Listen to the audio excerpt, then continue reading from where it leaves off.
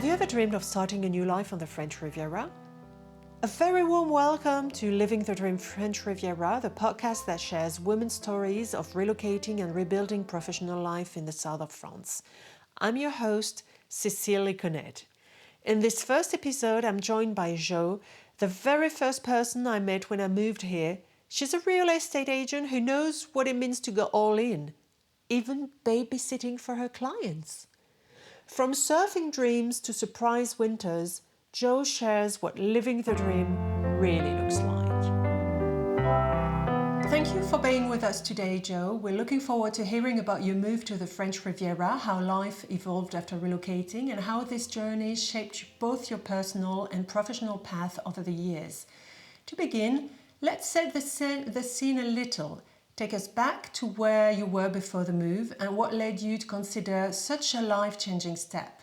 So I'm originally from the northeast, even though I don't really have a proper Geordie accent, right? And after my education, it was 1992 in the UK, and everybody was talking about opportunities in Europe, but I'd done engineering, I hadn't done a language. So I took a year out, came to France, and through various different jobs that I did in France, one of them was 4 months in a ski resort where I worked as a chalet girl. And I met Vincent, my now husband, who had spent 6 years in Paris doing computer science. He had to do his national service. So he was there working for the French Air Force as a ski instructor who was teaching pilots how to survive in snow and mountain conditions, because it was the Bosnian War at the time, you know? So that was where we met, and then he came back to England with me. We both had very successful jobs in London, in IT. I was working in IT sales. And then Millennium came around, and I fell pregnant. We were going to find it difficult to do 2 full-time jobs in London where you leave at 5 in the morning and you get back late at night, and you travel around the world as well. So we had no family around us whatsoever.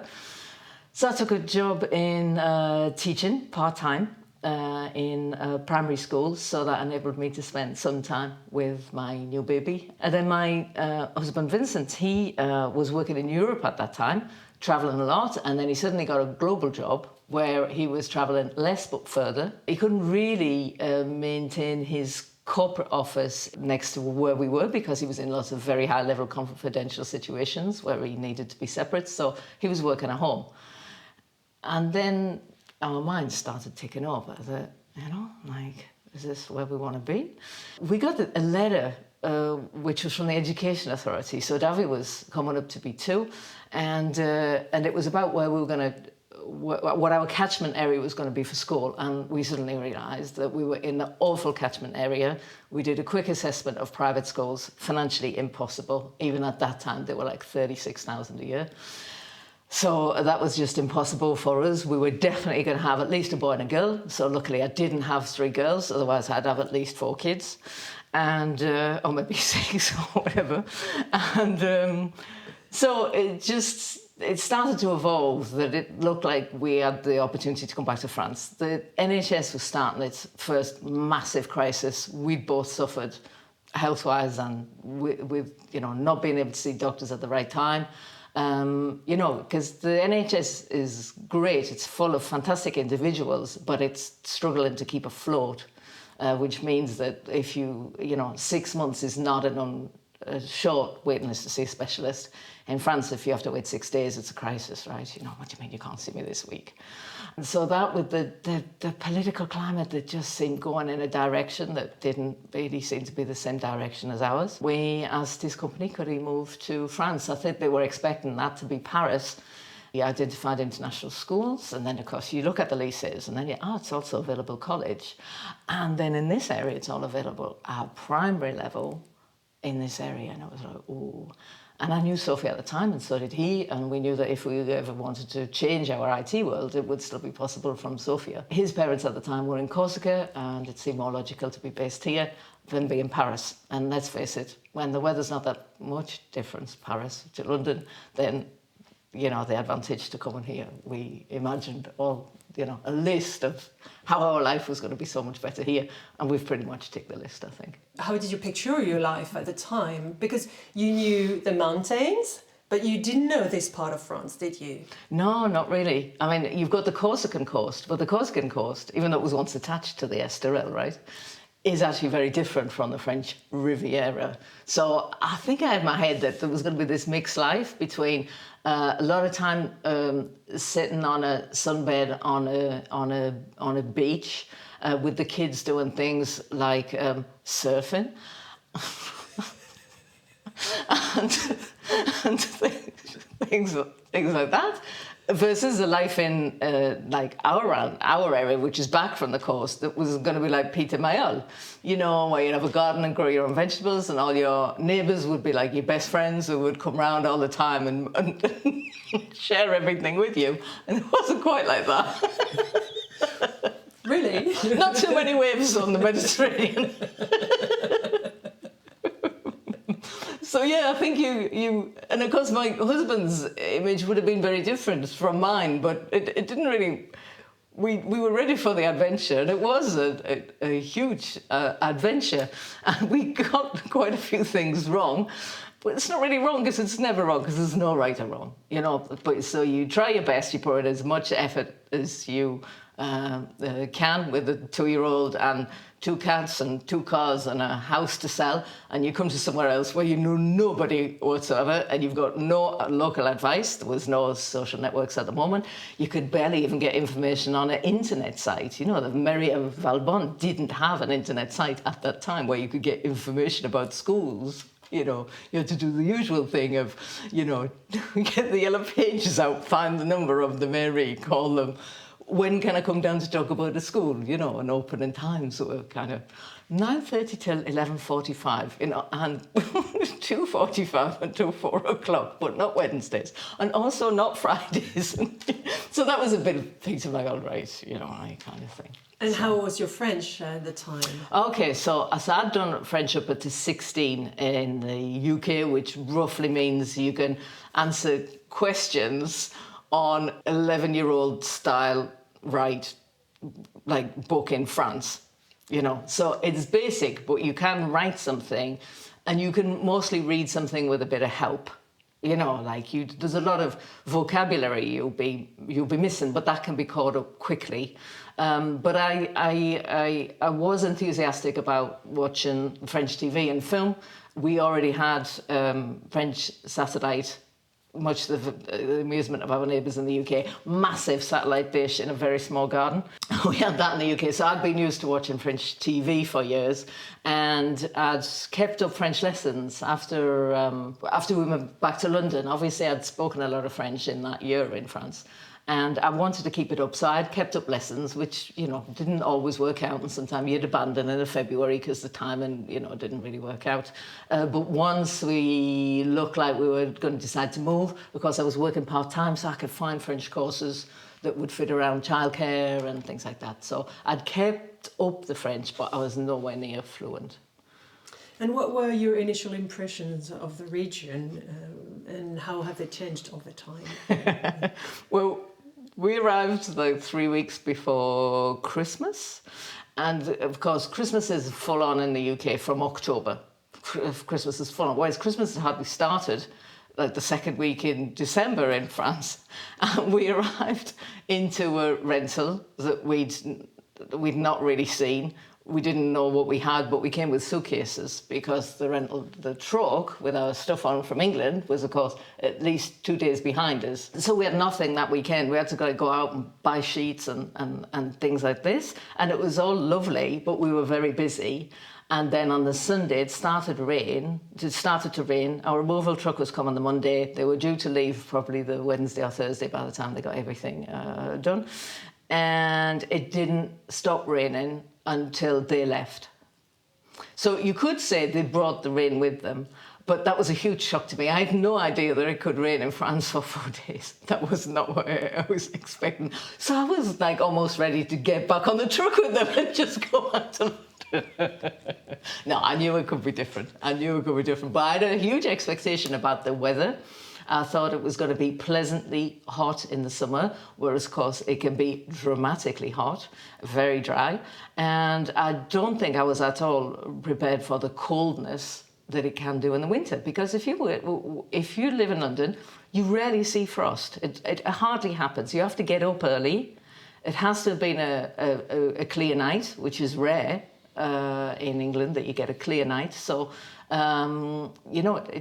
you don't see things like that. You see like -4, we get -2 regularly. We've been down to -4 and I've seen -6. And my house is relatively well exposed south, right? So if you kind of in the village where you could be, the famous fruit shop in Valbonne tells me that they have to be very careful. And when you go past in winter, all their fruit's covered up because they face north, which is what you want in a shop selling fresh fruit. But she says they can regularly get -11. So I wasn't ready for that. Any other surprised when you arrived? I was expecting to paint my old welcome, I think, kind of from the neighbours that, like as soon as you move in the UK, everyone comes and knocks on your door, or you at least feel like you can go and knock on other people's doors and say, oh, by the way, we've just moved in and blah, blah, blah. And nobody came. And there was no cake, and you weren't invited for a cup of tea or anything. And of course, so that took a longer time to establish itself. Maybe if you've been living in an apartment, there is the bonjour as you get in the lift.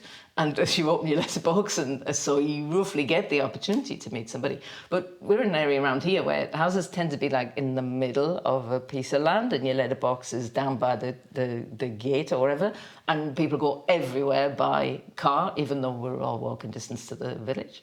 So it takes time to come and be friendly with your neighbours, and it's not immediately obvious whether you're going to be on the same wavelength, but over time you understand what each of those wavelengths is, and then eventually you flex a little bit of your wavelength, and there's a part where you meet in the middle where then neighbours and acquaintances become genuinely what feels like a friend. And I suppose once your daughter started school, it was easier to make friends. Yes, much easier from that point. I spent like the first year sitting in playgrounds on my own, watching other mums chatting together. And of course, I'm not shy, so I always go over and say hello, and they probably look at me very strangely, which is fine. My accent was probably terrible at the time. It didn't matter. But we did meet other people doing funny things like we were doing on our own. But the school situation was funny because, of course, compared to the UK, a lot of women work in France. And so the drop-off in the morning, you see quite a few people, but the pick-up at the end of the day, you can not see very many people at all, even to the extent that you don't sometimes see the teacher that your kid has just spent the day with, that they'll come out of the classroom and to the gate, or sometimes they're brought by the gate to the teacher, but they're not expecting to have a 10-minute chat with you about how your kids got on that day. Whereas I'd worked in a UK school when they all come into the classroom and they're chatting away for half an hour. It's just an expected part of the day as a teacher in England, whereas that's definitely not expected in France. So we did get there. We did get a community of local people. Did you have a plan for how you'd earn a living? So I think I had two plans. One is obviously I had the experience in education and teaching, and I knew there was international schools here as well as really what felt like English schools here. So I thought that could be an avenue, and I was in discussion for quite some time about working part-time at one of the English schools. I had my eye on the fact that maybe one day I'd like to go back into IT, and with Sophia being around, and there certainly seemed to be a lot of busyness of Sophia. But then life has that funny way of catching up with you. I then had another baby when I was here. My husband was constantly away. I was constantly on my own. Family back in the UK kind of needed a bit of help from time to time. Vincent's parents that were completely on their own in Corsica needed some help from time to time. So trying to fit an actual job around the things that needed to just keep us going as a family were kind of quite a challenge. I never didn't have a job, but it took quite a long time until my job felt like a full-time, and I was doing like the other mums. And, like looking at, oh God, it's 6:20 already, kind of show 6:30. So. So how did you get into work then? So if we talk about my job now, so I work for an agency here, a state agency that deals predominantly with what we call transaction, which is buying and selling. And we not only look after an international audience of people, but also French local people too, buying and selling and everything. So it was really important to speak both languages. The second year that I arrived here, I'd continued the French lessons because I really thought that it's really good to have excellent level the conversational French, and I can write well enough, and I can more or less read everything by the second year in France. And but if you want to work professionally, there's another step up to that. So I'd started working on that, and funny enough, that's where I've met my boss, and we clicked straight away. And we both had a funny story about how we came, and we both tend to be quite a bit giggly and look at the funny side of everything because it helps you overcome the difficult things.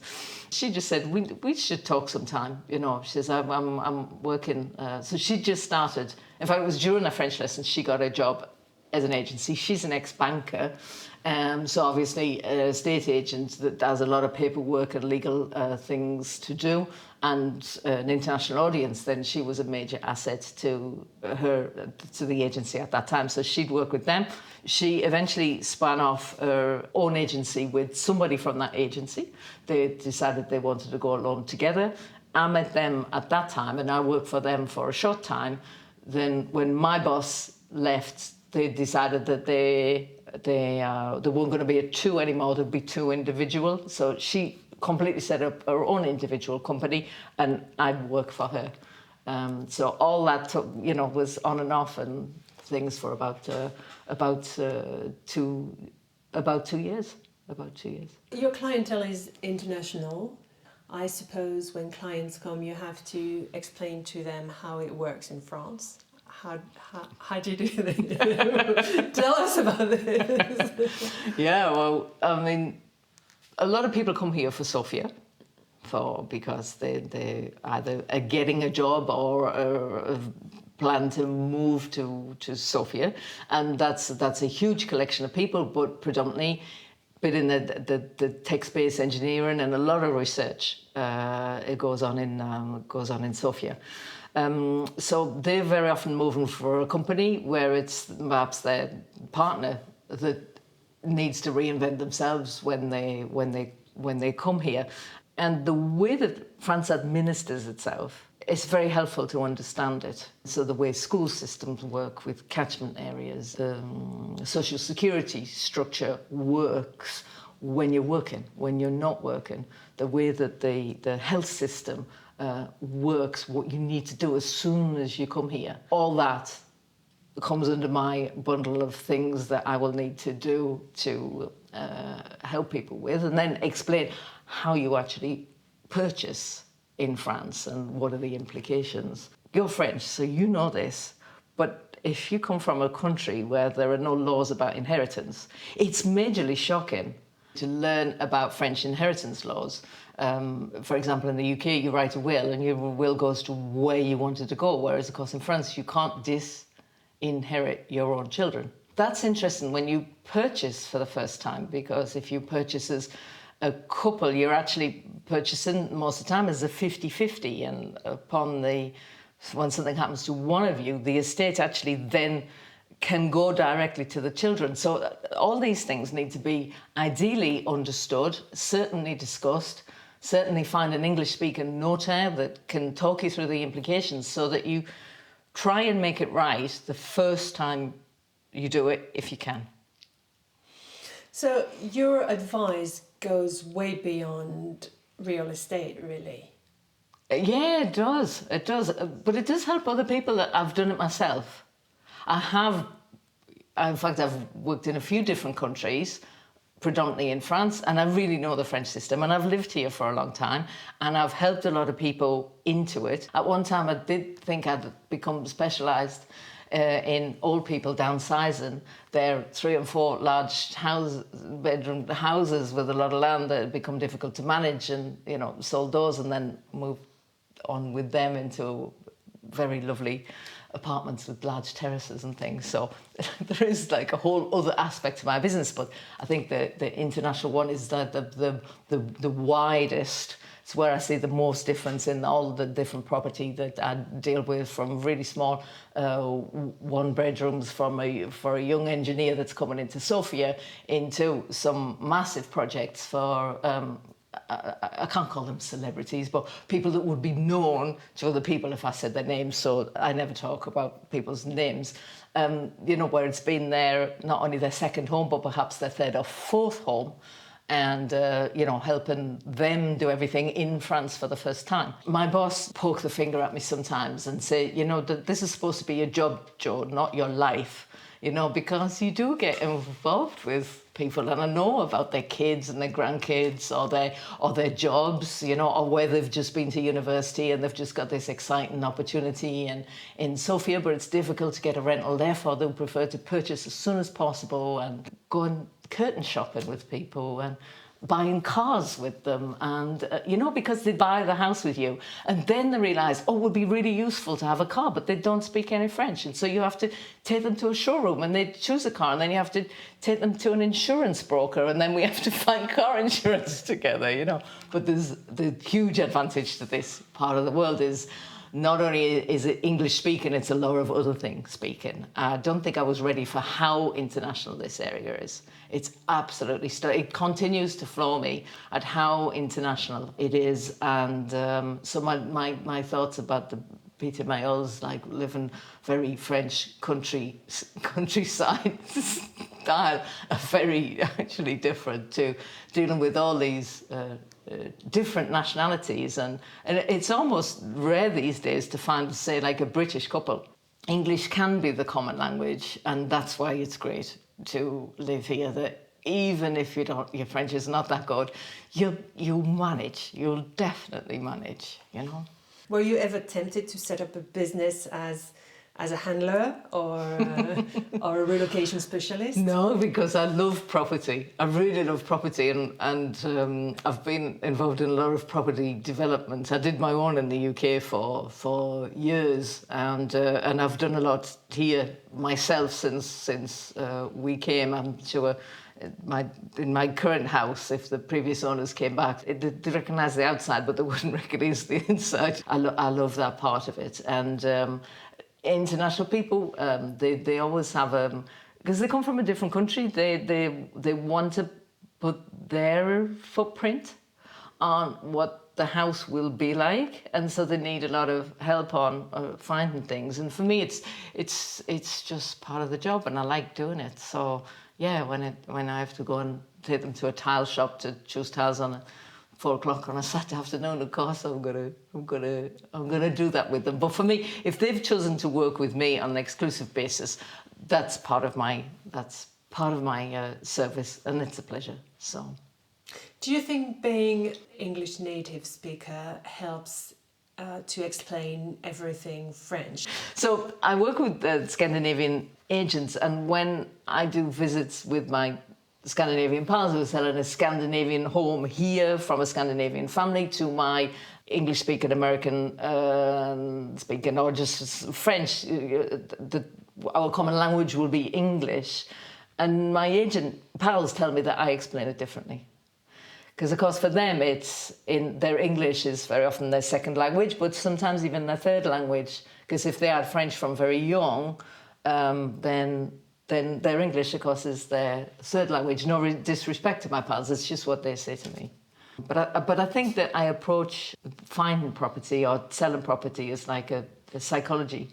And, if you understand what somebody's looking for, you don't necessarily talk about square meterage and the size of rooms. You talk about, that would be a really good TV corner for the kids, and then that would be a really good breakfast bar, because of course you're in and you're out at all different times, and to find like 2 terraces, because of course your grandparents, when they come, they have to be in the shade, whereas the little ones in winter, it's nice to actually eat outside in November and March when you don't have to hide from the sun and you can enjoy it. So if you understand the format of their life, then find a property for them becomes easier. And I suppose going beyond as you do helps because they tell you more about themselves. Yeah. You get to know everything about them, and then sometimes I have to kind of hide my emotion because I'll go and see something, and I think, oh my gosh, this is the house for them. And look, even now on my arm prickles, right? Because I've been through this so many times. And you go and see a house and say, oh, this was so good. This is exactly what they want, you know. There we go, prickle on the arm again, and so then I have to come home and have to the office or get in my car and have a very calm conversation about, I think I might have just seen something. It might just work for you, so I suggest we visit it quite soon. And, and I'm really having to tone down my emotion so that they can judge it for themselves, and I'm not persuading them to buy it because I think it's the one for them. And of course, when we arrive outside the gates and the gates open and you go inside and they see it and they look at me and they go, oh, Joe, oh, this is exactly what I want. And they go inside and they go, oh my God, this is perfect, And they would go and prick on the arm again. Oh, it's really up now. Because this happens so many times, but it's lovely. And I think that's, it's important to make a living and to be financially stable for yourself and work at something. But if you can find that kind of pleasure in your job, I will never stop this job. I won't retire. It must be really rewarding. And you were the very first person I met when I moved to the south of France. And we're still in touch 30 years later. Yeah. Is it the case with pretty much everybody you meet, all your clients? Yeah.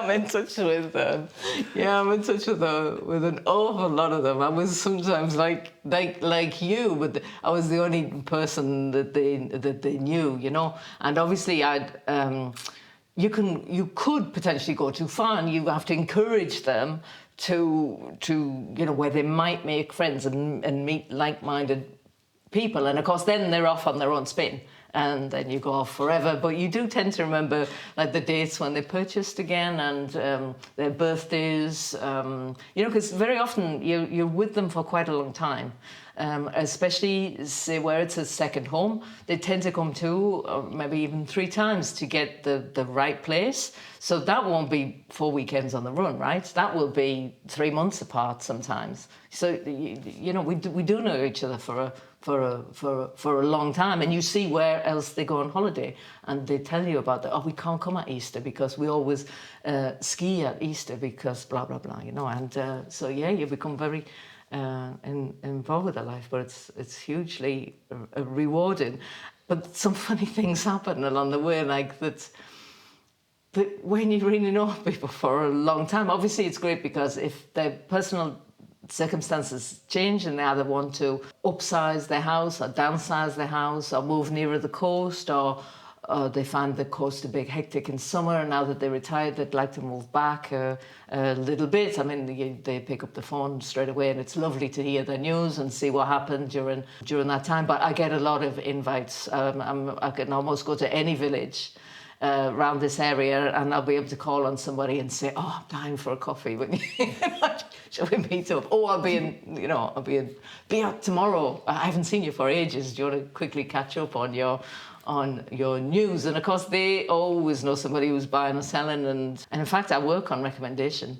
I advertise my properties because we need to, but I don't do big brand marketing. You won't see me at bus stops, on the big thing, the name of my agency. The name of our agency is the name of my boss. We're not a market pull for that kind of thing. But we busy all the time because we get recommended. And of course, one of the big things we all talk about now is independent customer satisfaction, to make sure we think we do a great job and other people tell us we do a great job. And but it's good to see that on paper. So our latest results were 98% very satisfied and would highly recommend. And so that's where the recommendation comes in, that people will recognise me. But I must tell you one funny story. So for a lovely couple, she's Irish and he's French, and they moved from Paris and they didn't know anybody, and they were in rental and they needed to buy because they desperately wanted to have another baby. So I came to know them, and yes, I did go curtain shopping with them, and we've been to other places together as well. And so they did find their house, and then she was pregnant very quickly. They hadn't had time to really establish a babysitter, and their family was remote. And she said, Joe, you know, like, we were a bit worried, can you put us in touch with some babysitters? So I tried to help them that. So they had somebody to look after their eldest child while they went to the hospital for the other baby. But every time I did say, if you don't have another solution, don't take your little boy to hospital with you. You know, like, he will be all right if you have to do that, but don't do it. You couldn't call me. And sure enough, one night at 1:15 in the morning, my phone rang. So I've even slept in a house that I sold to somebody else just once. Exceptional circumstances. Looking back on your journey, I imagine your perspective has shifted over time. If you had the chance to do it all again, is there anything you'd approach differently? What would you do differently knowing what you know now? Is there anything you'd wish you'd known before? The cold winter. You know, I probably would have kept some of my winter clothes when I left London. You know, those big coats and things that you think you're never going to wear again. So the weather was a shock. I don't think we took enough financial advice at the time before we left. We thought we had. Getting things right financially allow you to do other things, and we thought we'd done it, and there was just one little thing we missed, and it was kind of, we should have got that. We missed one little thing, and then we also we had a problem with our cats. We'd adopted cats in the UK. They were rescue cats. We loved them, and everyone else, all of our friends and neighbours, also loved them. They were really cute. They looked like they were wearing tuxedos. They were black and white and really cute and very nice cats. Everyone said, oh, you know, when you go to France, like, anyone will adopt your cats. They'd love them. And it just was not the right timing for people. They'd either just had babies, or they'd just adopted, or they'd got a dog, or, you know. And then so suddenly we were faced with, we had to bring them with me. And to cut a very long story short, we thought it was going to be simple, and it was extremely complex and very costly.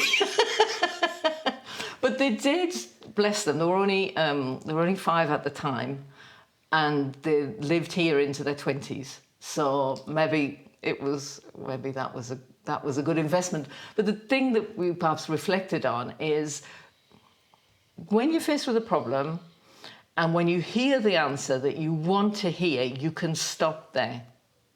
But you need to do a 360 on that. You need to verify that. And that's especially true in France, I think, that because everyone has their own story and their own way of doing it that was right for them. And so the answer to question ABC is XYZ. Well, it was for you, but maybe mine looks like RST kind of thing, or maybe there'll be some overlap with yours. And that's very much dealing with French administration. That very often as an international people, they expect that you know certain things, and you don't always know the things that they've assumed. So they've given you the XYZ, but you're way back at P. So you need to bridge your own gap by talking to other people. So I'd call it a 360. You know, look behind you, look to people with more experience, look to younger people with the latest knowledge, look to your neighbours around you and your friends, because very often the answer comes from where you're least going to expect it. But whenever I'm faced with this situation where there's a difficult task to do, and it's dealing with French administration, for example, then I rarely get it 100% right the first time that I get an answer to the question.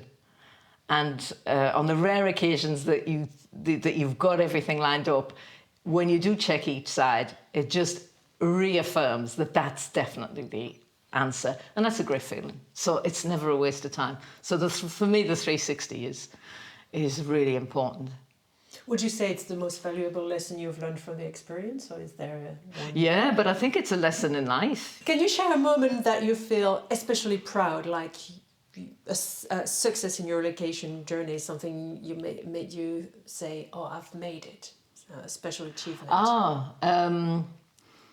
When I joined my present boss, Hilary Larkin's her name, that's the name of the agency, Hilary Larkin. So when I joined Hilary, of course, she just set up her own personal agency in her own name at that time. And I'd been dealing with somebody who wanted to buy a second home. And he kept saying to me, I want something like really prestigious. You know, he was from London, he was successful, and he loves the south of France.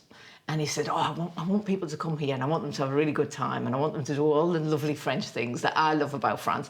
But I want them to really, you know, I feel like I need to show that I've really made it, you know, and I really want like a prestigious house or that really French thing or, you know, and he was looking for a real look in a house. And the more we looked around houses like this, it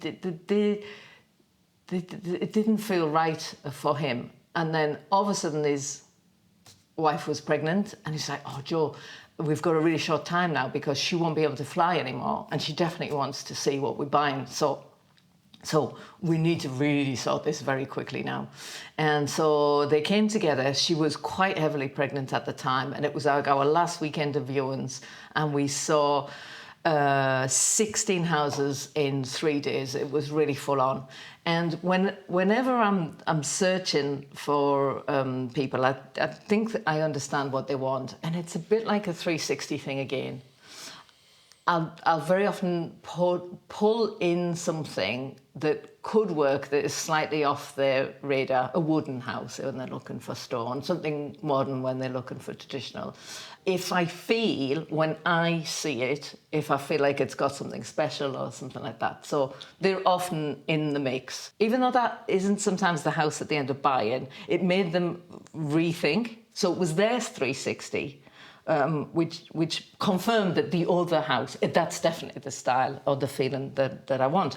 And so in that process, we were so under pressure for time. My boss was helping me at the time to see his maximum amount of property.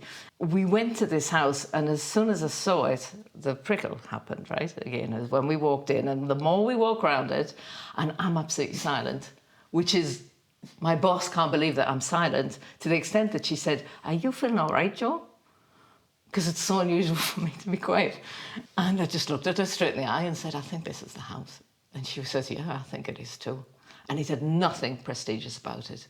And both of us were just thinking, how, like, we don't, if we have to really get the top 16 houses, because that's all you can really reasonably see in 3 days, otherwise it's too exhausting and you mix them all up. I couldn't get an argument in my head from you know, to me to show them prestigious properties and then bring them to this one that looked like it had no prestige whatsoever. I had a feeling we were going to come up to the gate, we were going to walk up to the house and he's going to go, can we get back in the car because this is a waste of time, you know, kind of thing.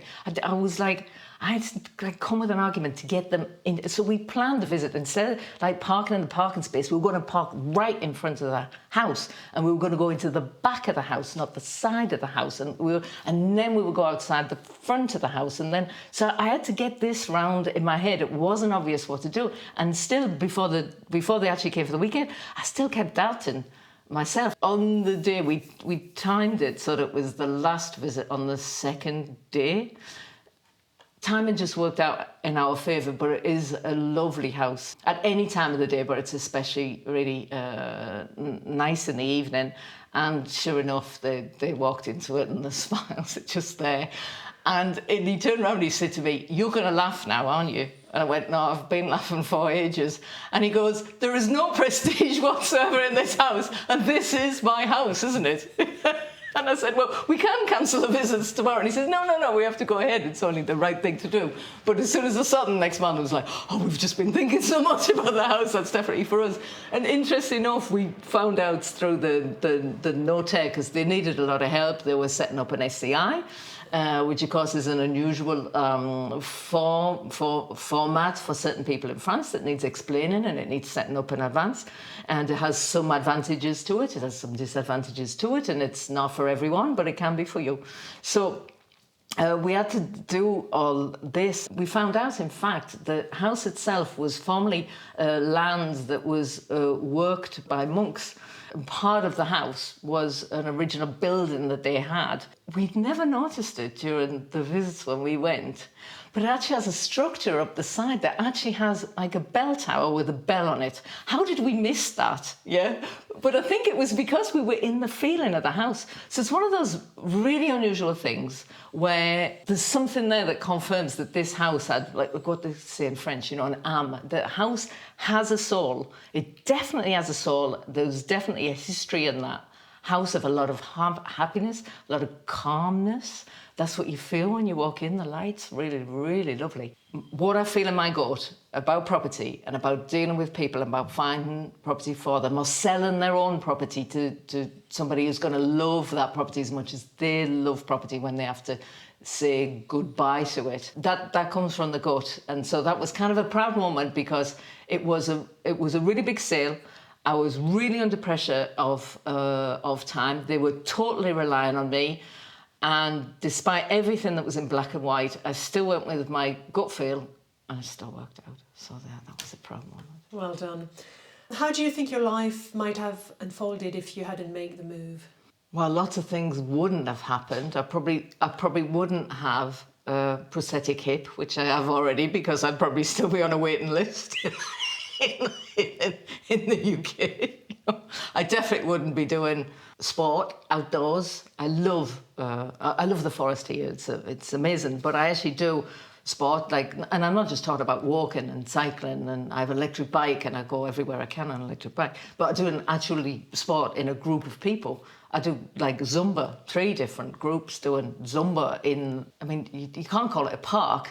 We call it a park because that's the French name for it, but it's the forest, right? It's a clearing in the forest where you can go in a group and you can do reinforcement and, Pilates and yoga. So I would have been back in the UK, and because I like doing a bit of sport, I would have a gym membership and I'd run from my car to the gym in the rain, go and do a yoga class or a whatever class, like looking at the ceiling, because like in yoga you do lots of these things where you look up at the ceiling and you're down and you look up and things like that. So if you're doing that, you're looking at some plastered or polystyrene ceiling in a gym with really bright lights, and then instead here, you're in the middle of a forest. You almost can't hear yourself think for the birds. And you've got 1,000 different shades of green around you, and then this amazing sky that sometimes there's the odd cloud that comes over it. Oh, look, there's a cloud. And so that would have been very different. That kind of gym and hamster life. And I would have gone back probably into IT, or I would have been in education, spend a lot of time indoors, desk, computer. So that life would have been very different. Let's take a moment to talk about the Riviera itself. It has a dreamlike image for many: sunshine, sea and style. But from your perspective, what does day-to-day life here really feel like? Is life on the French Riviera as glamorous as people imagine? There are definitely parts of the Riviera that are very glamorous, and not all of them on the coast. There are equally glamorous places just around. I mean, Mougins, one of the places where you can find the most Michelin star restaurants. And if you go into a car park in Mougins in the evening, there's not that many Clios, right? There's an awful lot of very nice cars. And so there is a glamorous life, and there are top-notch restaurants all over the place, and the prestigious golf courses, and even, quite really nice gyms and things for people who like that kind of thing. So, and of course, Cannes is absolutely amazing. It continues to open my eyes at how much Cannes changes involve, and yet still remains hugely iconic. It's wonderful that it remains like authentic and classy, and yet at the same time is modernising itself. That's amazing.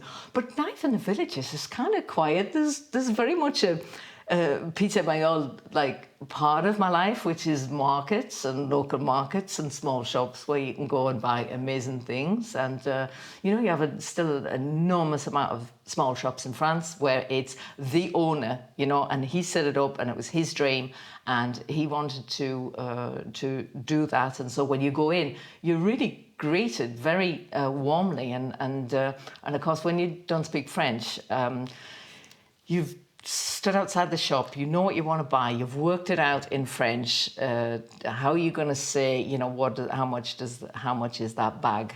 And you're so nervous about saying that when you go in, you forget to say hello, you forget to say please, and you probably come off like really rude. Le sac, c'est combien? Kind of thing. So it is a major advantage when you come to France if you can like speak French, but at least don't forget to say bonjour. And this like this small business thing is not just about shops. It's about so many other things. People doing all kinds of amazing services where it's themselves, and it makes life great. And the access to food and to buying things to make your own food is just fantastic. And I think here especially, the pollution is kind of low. You have the canal that if you're lucky enough to buy off a producer on the canal, that water's coming from source. So I know a couple of those places like that you can go and get the most fantastic fruit and vegetables, and then makes you feel good. In your opinion, what's the most iconic place in the region, Cannes? Yeah, it would have to be Cannes. And do you have a favourite spot, a hidden gem? There are lots in Cannes, right? And I almost don't know, if I started a list, we'd be here till tomorrow about all the lovely little places. But there's funny that like the variety in Cannes, it's the variety that's so amazing. There's something for everyone and several things for everyone. But I like especially the differences in all the beaches. The Croisette Beach is very glamorous and beautiful, amazing restaurants with fantastic things. And then just walk a little bit further and you're straight on the public beach.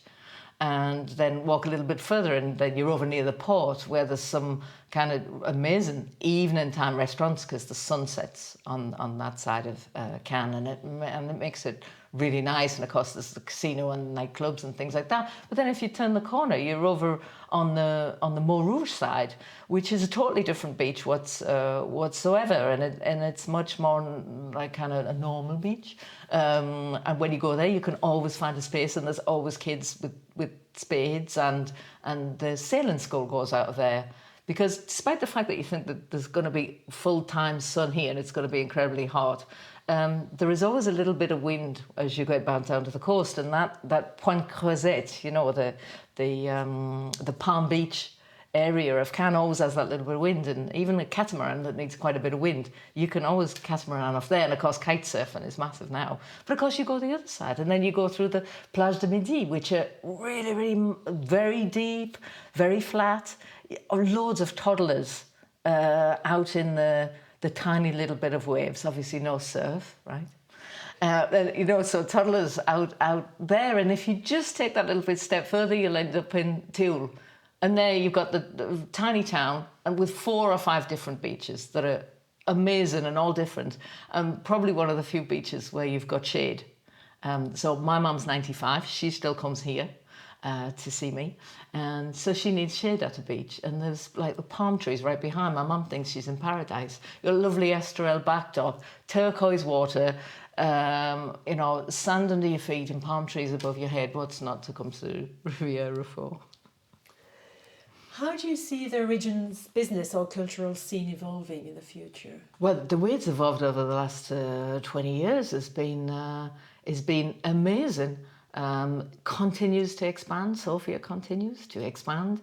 Continues to have excellent programs for new businesses and startups. There's even a whole building for women in enterprise. Women, just for women who want to start up their own companies, who want to be in a women's network. There's a building for that. Never mind a virtual association for all that. There's the foyer de jeunesse for young workers coming to the area where they'll really struggle to try and find a rental, but they can work and be supported under that. And then, of course, there's the long-term plan.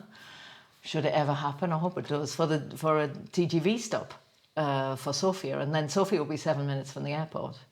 But one of the funny things I've seen in changing Sophia is just how people move around Sophia.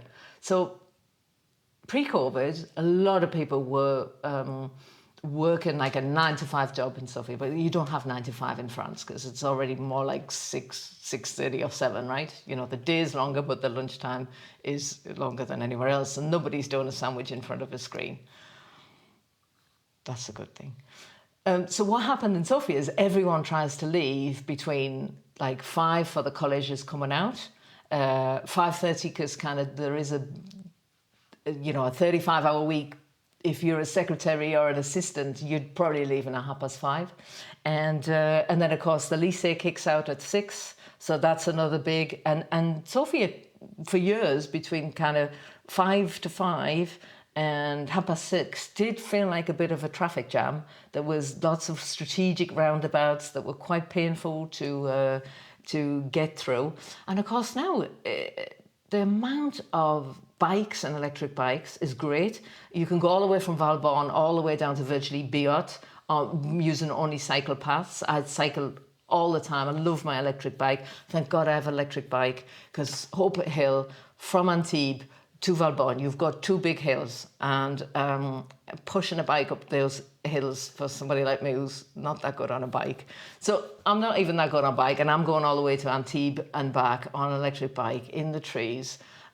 It's fantastic. And then in Sofia, you actually go quicker than the cars. And then between Valbonne and Sofia, of course, you go through the forest. You don't even go down the main road. You're not even riding on the side of the road. So all that in Sofia is fluid that traffic. And then you've got like the tram bus that's coming up through Antibes now. There's a couple of buses that they've experimented in where they put them on free for 6 months. And so that was like the Antibes Express. It only stops in 5 places. And it was free for 6 months, so people got used to using it. It got a lot of the cars off the road. So now getting in and out of Sofia and moving around in Sofia, so that's significantly changed things about how Sofia feels. Wonderful. Before we wrap up, if someone listening would love to connect with you or learn more about your work, where can they find you? Oh, multiple platforms. So the website already. So the name of my agency, Hilary Larkin Properties. So we're Hilary Larkin Properties. Our web address, hilarylarkin.com. Hilary Larkin is spelled exactly as you would expect to find it. Hilarylar. I'm saying it in French. K-I-N. No, K-I-N. After so long in France, I'm slipping it out of English and French so quickly. And we.com. You'll find us on Instagram, Facebook, and then if you want to contact me, you can get me with my full name, Joanne Franceschini. You can find me on Instagram, and my telephone number is on there. I publicly put my own personal telephone number in the public domain. You can call me, always working. Joanne, thank you. My pleasure. So thank you so much for sharing your story with us. It's been a real pleasure hearing how you've built your life here over the years, and I've loved your openness and energy. Your perspective has truly added something special to this conversation. Thank you. Thank you, Cecile. Thank you for listening to Living the Dream French Riviera. If you enjoyed this episode, please follow, like, or share the podcast. It really helps others discover these inspiring stories. You can also find photos and extra content on our website, livingthedreampodcast.com, including a link to our guest business. And if you'd like to support my work, you also find a link there to help me creating new episodes of Living the Dream. A heartfelt thank you to Claire Long, whose music adds warmth and emotion to every episode. I'm Cecile, and this has been Living the Dream French Riviera podcast. À bientôt!